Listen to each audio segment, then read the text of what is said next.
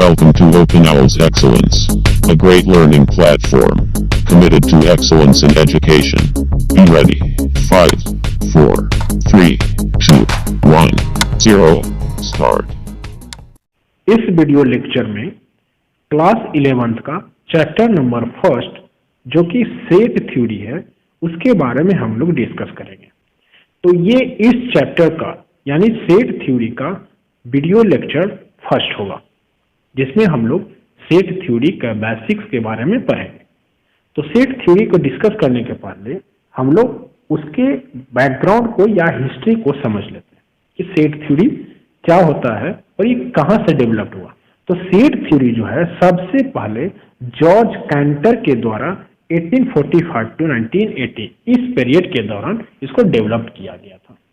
लेकिन आज के डेट में हमारे डेली लाइफ से लेकर मैथमेटिक्स के टर्म में बहुत ज़्यादा वायलेंटली इसका यूज हो रहा है और बहुत ही ज़्यादा इम्पोर्टेंट है। बहुत ही इजी चैप्टर है, इजी टॉपिक है, बस थोड़ा सा ध्यान से समझने वाली चीज़ है और इजीली वे में इसे समझ में आ जाएगा।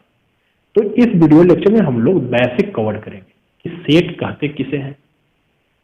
नेक्स्ट वीडियो लेक्चर में यानी जो इस वीडियो लेक्चर के अंदर इस चैप्टर के अंदर जो हम लोग पढ़ेंगे क्या होगा, पहले तो हम लोग सेट थ्योरी के बारे में पढ़ेंगे बेसिक, उसके बाद इसके रिप्रेजेंटेशन के बारे में पढ़ेंगे कि किसी भी सेट को कैसे रिप्रेजेंट करते हैं, ठीक है। फिर उसके टाइप्स के बारे में यानी सेट के टाइप्स के बारे में पढ़ेंगे जैसे empty set, singleton set, finite set and infinite set, equal set and equivalent set. ये सब क्या है, टाइप्स है। इसी के अंदर कार्डिनल नंबर के बारे में पढ़ेंगे, सबसेट के बारे में पढ़ेंगे, किसी सेट का सबसेट क्या होता है, proper subset, super set, power set क्या होता है, फिर नंबर ऑफ प्रॉपर सबसेट क्या होगा, यूनिवर्सल सेट क्या होता है, ऑपरेशन ऑफ सेट, क्या सेट के अंदर क्या क्या ऑपरेशन होते हैं जैसे union, intersection, difference and complement of set. ये हमारा इस चैप्टर का ऑब्जेक्टिव है पढ़ने का। तो समझते हैं कि सेट हम लोग कहेंगे किसे। तो डेली लाइफ में हम लोग जनरल टर्म में भी जब हम किसी चीज का कलेक्शन करते हैं कि जैसे अगर सपोज कि अपने बॉडी के अंदर अगर कोई यूनिफॉर्म पहनते हैं तो उसी के अकॉर्डिंग हम लोग मैचिंग करके शूज पहनते हैं, कैप पहनते हैं, वॉच पहनते हैं, हैंकी रखते हैं। तो ये सब क्या होता है कि एक कलेक्शन कर रहे हैं हम लोग किसी ऑब्जेक्ट्स का, तो इसे हम लोग सेट बोलेंगे। लेडीज लोग भी क्या करती है, जब वो किसी फंक्शन में जाना होता है तो साड़ी जो पहनती है या कोई भी ड्रेस पहनती है तो उसी के अकॉर्डिंग मैचिंग बहुत सारा चीज का कलेक्शन करती है जैसे बैंगल्स, सैंडल, बिंदी, ये सब चीज अकॉर्डिंग टू कलर, जिस कलर का वो साड़ी पहन रही होगी या कपड़ा पहन रही होगी उसी के अकॉर्डिंग और भी सारे ऑब्जेक्ट्स का कलेक्शन करती है। तो इसे हम लोग क्या करते हैं, एक जनरल टर्म में हम लोग कहते हैं कि एक सेट हो गया। तो सेट कुछ नहीं, सेट एक कलेक्शन ऑफ ऑब्जेक्ट्स को हम लोग सेट करते हैं। कोई भी कलेक्शन होगा, बहुत सारे ऑब्जेक्ट्स का कलेक्शन जो होगा उसे हम लोग सेट कहेंगे। लेकिन ध्यान रखने वाली चीज है कि कलेक्शन जो होना चाहिए वो वेल डिफाइंड होना चाहिए। कलेक्शन बहुत तरह का हो सकता है लेकिन उसके अंदर वेल डिफाइंड। तो मुझे इसमें समझना है कि आखिर वेल डिफाइंड क्या होता है।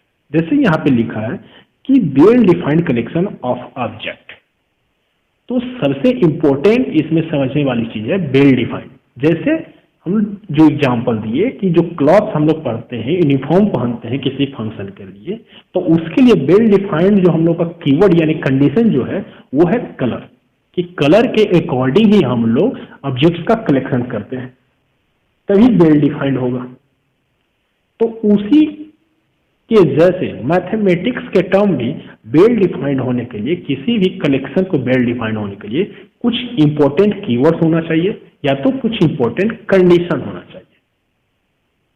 तो जैसे कुछ एग्जांपल्स हैं कि even natural number less than 20। Even natural number किसका कलेक्शन है, इवन नेचुरल नंबर्स, यानी इस सेट के अंदर जो ऑब्जेक्ट्स होंगे वो होंगे इवन नेचुरल नंबर्स होंगे।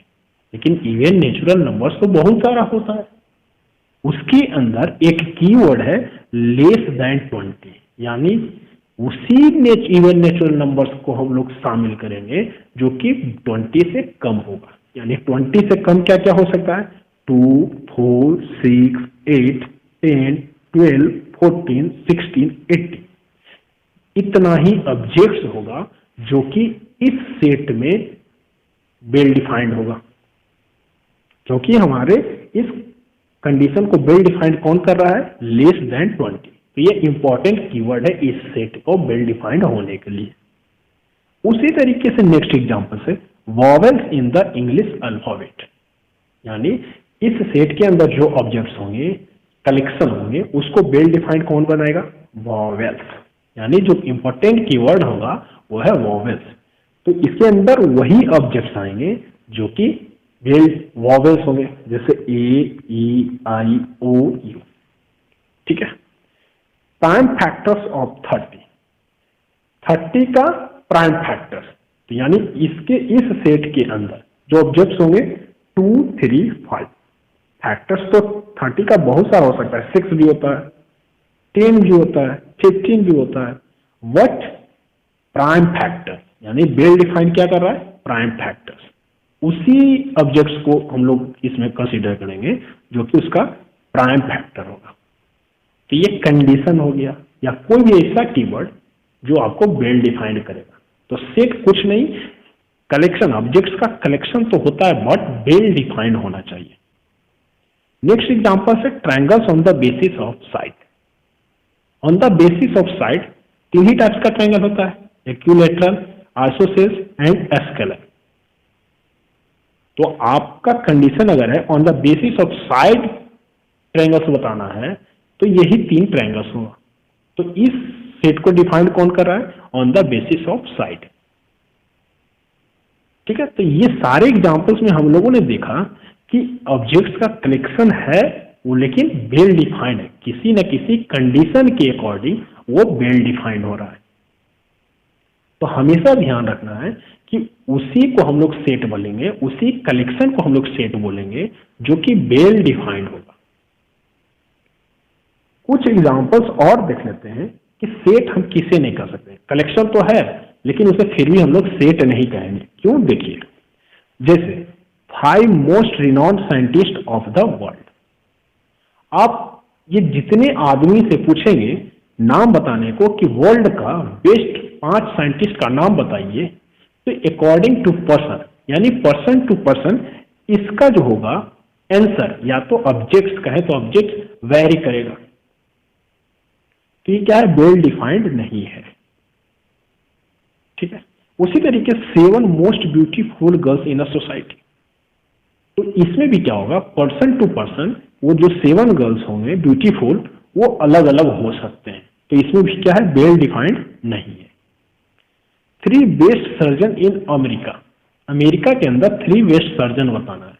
तो ये भी जो है कलेक्शन जो होगा पर्सन टू पर्सन वेरी करेगा, तो ये भी वेल डिफाइंड नहीं है। तो हमेशा और हमेशा सेट होने के लिए कलेक्शन तो होगा लेकिन वेल डिफाइंड होना चाहिए। और वेल डिफाइंड हमको सिंपल वे में अगर कहना हो तो उसी को कहेंगे कि पर्सन टू पर्सन जो हमारा कलेक्शन है वो चेंज ना हो। ठीक है। जैसे अगर कोई दूसरा एग्जांपल हम ले लें, first 5 natural number, first 5 natural number, first 5 natural number. आप ये जितने भी लोगों से जब आप पूछेंगे तो वो इसका आंसर बस वही देंगे 1, 2, 3, 4, 5। कोई ऐसा बंदा नहीं होगा जो कि 6, 7, 8, 9, 10 भी बताएगा, क्योंकि यहाँ पे एक कंडीशन दे दिया है जो कि इसे वेल डिफाइन कर रहा है। First 5, first 5। तो फर्स्ट 5 जो है हमारा वो कंडीशन है इसको वेल डिफाइंड करने का। तो ये आप जितने भी लोगों से पूछेंगे तो आंसर इसका वेरी नहीं करेगा, तो ये वेल डिफाइंड हो गया। तो ये एक कलेक्शन होगा, इसे हम लोग सेट बोलेंगे। ठीक। तो आई थिंक कि ये समझ में तो आया होगा, बहुत ही इजी है। जब हम सेट की बात करते हैं, जब सेट हमको समझ में आ गया कि किसे हम लोग सेट बोलेंगे, कौन से कलेक्शन को हम लोग सेट बोलेंगे, कौन से कलेक्शन को सेट नहीं बोलेंगे, तो फिर आता है उसे रिप्रेजेंटेशन का। तो जब सेट, अब सेट तो बहुत तरीके का सेट बन सकता है, बहुत सारे चीजों का सेट बन सकता है। तो उसे रिप्रेजेंट करने का तरीका जो होता है, हम लोग किसी भी सेट को हमेशा और हमेशा कैपिटल लेटर से रिप्रेजेंट करते हैं। या तो कहें किसी सेट का अगर नाम देना होगा तो किसी कैपिटल लेटर से लिखें, ABCD, लेकिन ध्यान रहे कैपिटल लेटर से सेट का डिनोशन होता है, सेट का रिप्रेजेंटेशन कैपिटल लेटर से होता है, यानी सेट का नाम हम लोग कैपिटल लेटर में लिखेंगे। Sets are usually denoted by capital letters. लेकिन उसी सेट के अंदर जो ऑब्जेक्ट्स होंगे, उसी सेट के अंदर जो ऑब्जेक्ट्स होंगे, उसको जब रिप्रेजेंट करने का बारी आता है, रिप्रेजेंट करने का जो होता है, तो हम लोग कैपिटल लेटर नहीं चुन के हम लोग स्मॉल लेटर से रिप्रेजेंट करते हैं। तो देखिए, सेट का रिप्रेजेंटेशन और उसके एलिमेंट्स या तो ऑब्जेक्ट्स का रिप्रेजेंटेशन में लेटर्स का जो है बहुत बड़ा सिग्निफिकेंस है। सेट्स को रिप्रेजेंट करने के लिए कैपिटल लेटर, लेकिन उसके अंदर ऑब्जेक्ट्स को रिप्रेजेंट करने के लिए स्मॉल लेटर का यूज होता है। ऑब्जेक्ट्स को ही हम लोग एलिमेंट्स भी बोलते हैं, ठीक है। तो ऑब्जेक्ट्स एंड एलिमेंट्स ये दोनों क्या है, सेम चीज है, ठीक है। अब देखिए, जैसे अगर कोई एलिमेंट, मान लीजिए कि natural number, first 5 natural number अगर हम बोलें तो 1 2 3 4 5, ठीक है। और इस सेट का नाम हम दे दें A, इस सेट का नाम दे दें A। तो ये 1 2 3 4 5 जो है वो सेट A का क्या है, ऑब्जेक्ट्स है, या तो फिर इसे हम कहेंगे एलिमेंट्स है, ठीक है।